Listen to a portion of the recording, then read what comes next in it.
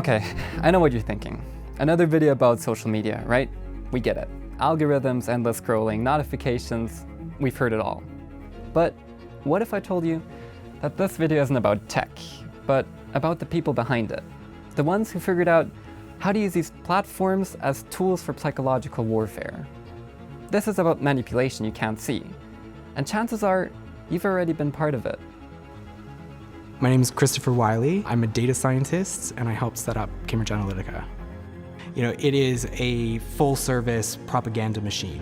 If you can control all of the streams of information around your opponent, you can influence how they perceive that battle space, and you can then influence how they're going to behave and react.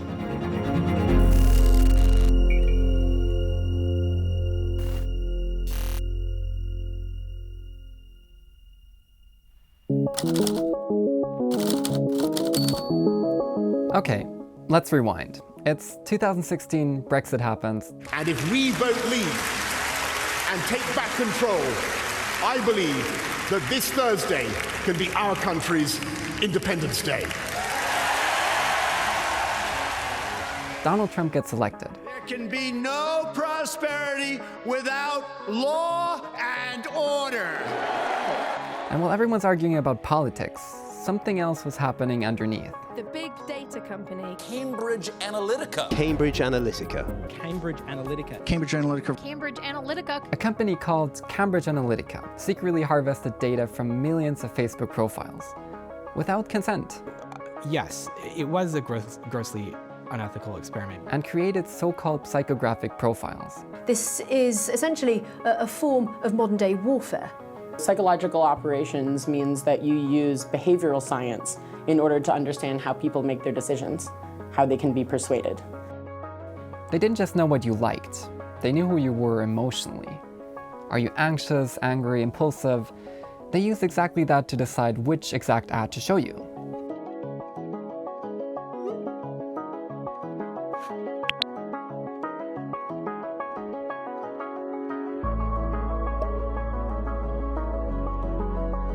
And your neighbor? They would see an entirely different truth.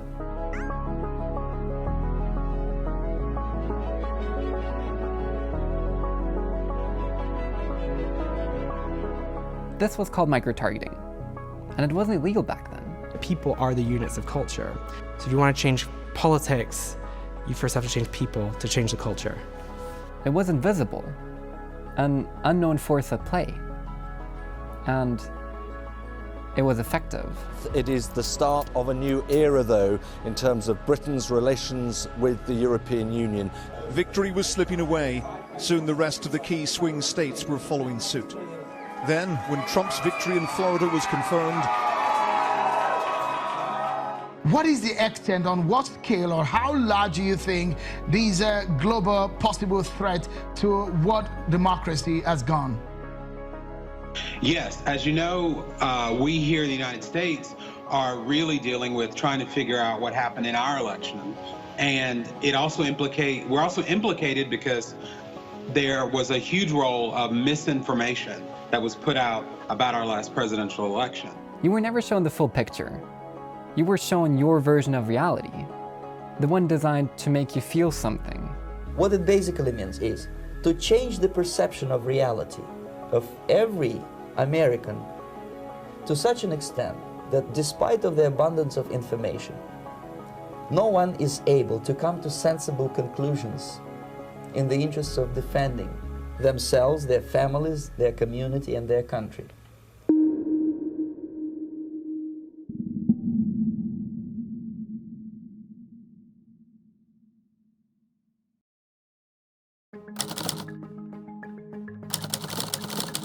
Britain's Channel 4 sent an undercover reporter posing as a representative of a rich candidate interested in hiring Cambridge Analytica. Here's what Mark Turnbull, the company's managing director, had to say about how they target voters. There's no good fighting an election campaign on the facts, because actually it's all about emotion. Two fundamental human drivers are hopes and fears, and many of those are unspoken and even unconscious. You didn't know that was a fear until you saw something that just evoked that reaction from you. Now imagine this. You watch a video about immigration. You scroll down to the comments to see what others think. Most seem angry, or maybe most seem supportive. Whatever it is, you feel it too. You start to think, I guess that's the common opinion. But what if I told you some of those accounts aren't even real? There are entire bot networks out there, run by companies or even governments, that flood comment sections with fake sentiment. You want to fight a battle, or you want to fight a war, you want to win a war, you need weapons for that. You wanted cultural weapons, and we could build them for him. They repeat the same talking points, stir up arguments, or make one side look more popular than it really is. It's called astroturfing. Like fake grassroots, different bushes popping up that each resemble an on fake or a piece of truth. And it works. We humans are tribal. We copy what we think others believe. So if the comments say it, it must be true. Right?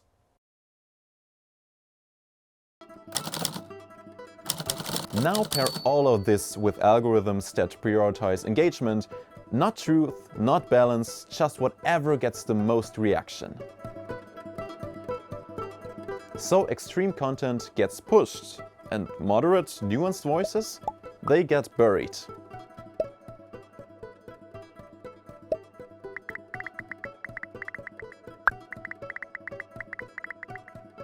Indeed, one of the biggest reasons for democracy's weakening is the profound change that's taken place in how we communicate and consume information.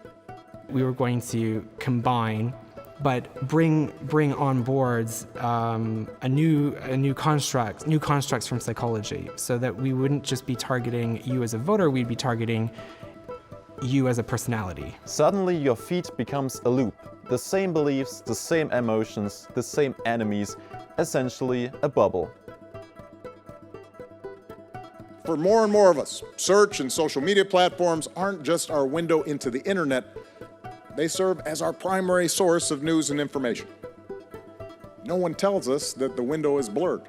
This isn't just tech gone wrong, it's a tool being used by marketers, by political strategists, by foreign governments, or as the chief executive from Cambridge Analytica would say, I mean, it sounds dreadful thing to say. It sounds like a dreadful thing to say, but these are things that don't necessarily need to be true, as long as they are believed.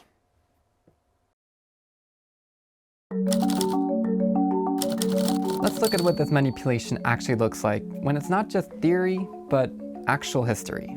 And questions are being raised now over how big Cambridge Analytica's reach was. Kenyan observers said there had never been so much fake news and use of social media as during the 2017 disputed presidential election. So Cambridge Analytica didn't just advertise, they were profiling. Ladies and gentlemen, it is a pleasure to speak to you about the evolution taking place in marketing and communications.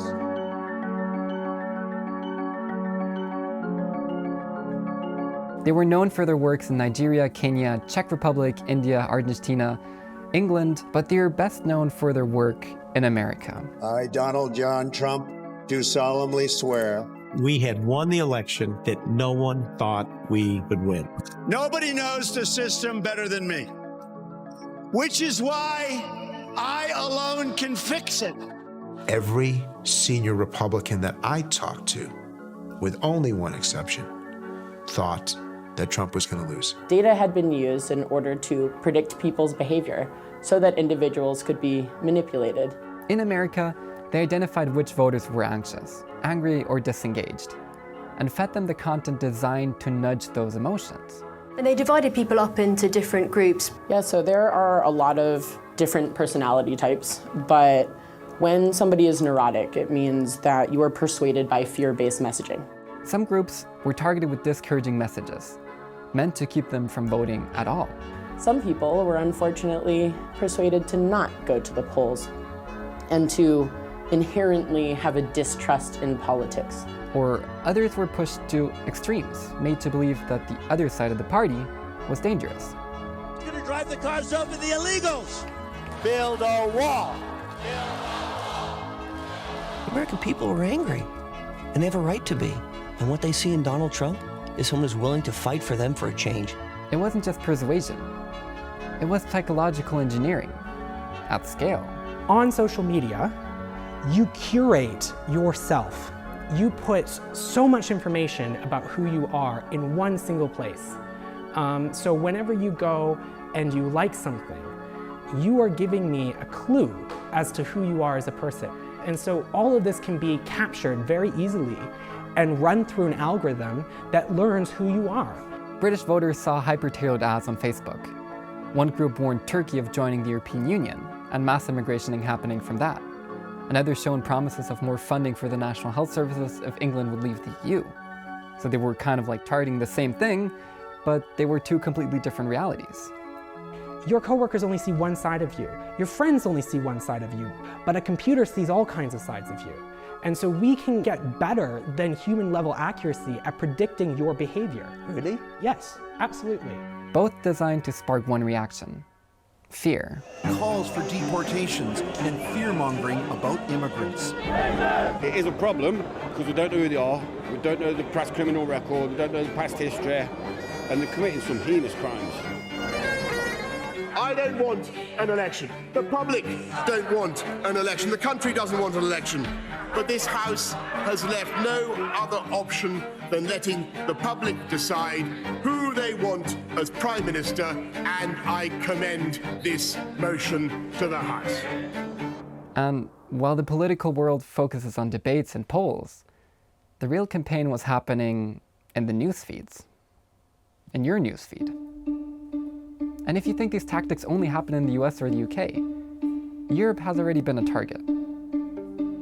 France 2017. 2 days before the presidential election, nearly 9 gigabytes of internal Macron campaign's files suddenly appeared online. These leaks were put online on Friday, just hours before the French media blackout went into effect. Overnight, we saw thousands of documents being leaked in what was one of the most shared hashtags on Twitter, the Macron Leaks hashtag. Now, those are purported to be thousands of documents of internal communication. Researchers later found out that some files had been slightly altered, mixed with real ones, and they were to blur the truth with the fiction. The hashtag Macron Leaks exploded, pushed heavily by bot networks and foreign political accounts. Analysts even estimated that around 18% of these accounts amplifying it weren't even real people. And the numbers are even growing. It's quite a simple and classical scheme. Hack the documents, leak them, let it spread like wildfire on social media. France caught it early, but it showed that Europe is not immune. It is already a battlefield. AI's influence has also become a significant actor in terms of political influence. Austria 2025. A parliamentary report from the Austrian Academy of Science warned that generative AI could supercharge political microtargeting, blurring the line between persuasion and manipulation even further, especially during elections. They outlined how AI-driven profiling could influence emotions, belief, and even turnout.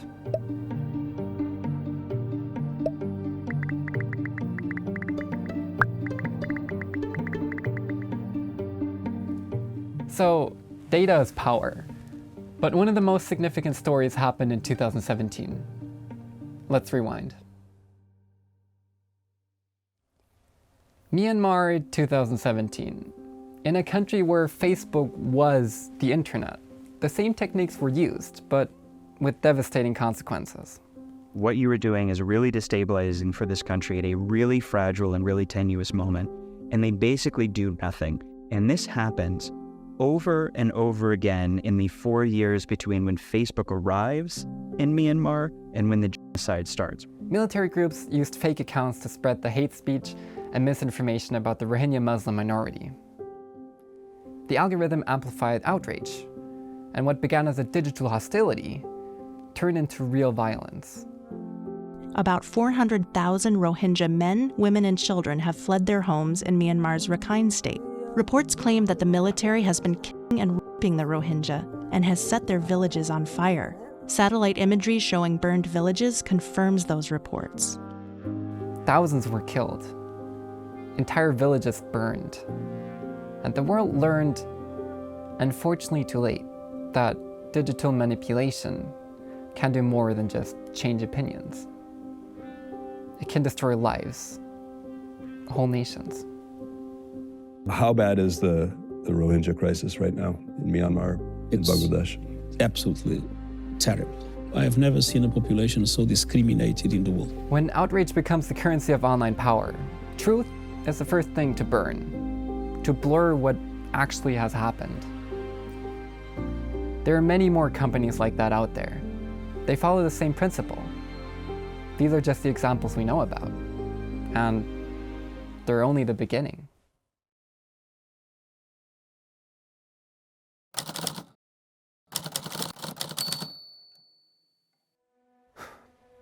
So now what? Are we doomed to be manipulated forever? Not necessarily. Here's what you can do. Question virality. Ask who benefits from me believing this. Be skeptical of comment sections. You don't know who's real in the end. Install ad blockers and tracker blockers. Cut off the data supply adding information to your online profile. Diversify your sources. Don't rely on only one feed. Use tools like Ground News or New Press to get a better picture of reports from the whole political spectrum. Learn how bots behave. Repetition, low-quality grammar, generic profiles. But beware, with the rise of AI, they become a lot more sophisticated and smarter. And most importantly, talk about this. With friends, in school, online, everywhere else. Don't hold back in sharing your own opinion. And even more importantly, to accept and/or learn yourself from other people's opinions to refine yours even more. Because the less we talk about it, the more power it has, the more people simply take it for granted. Look, I'm not saying that every post is propaganda, but I am saying that there is a war going on for your attention, for your opinions, and for your votes, no matter where you are. So we're all in this together. And it's happening in places you thought were harmless. So all this isn't about politics. It's about influence and power, and the world as we notice that is changing with it. The true question is, will you be shaped by it? Or are you going to start shaping your own views?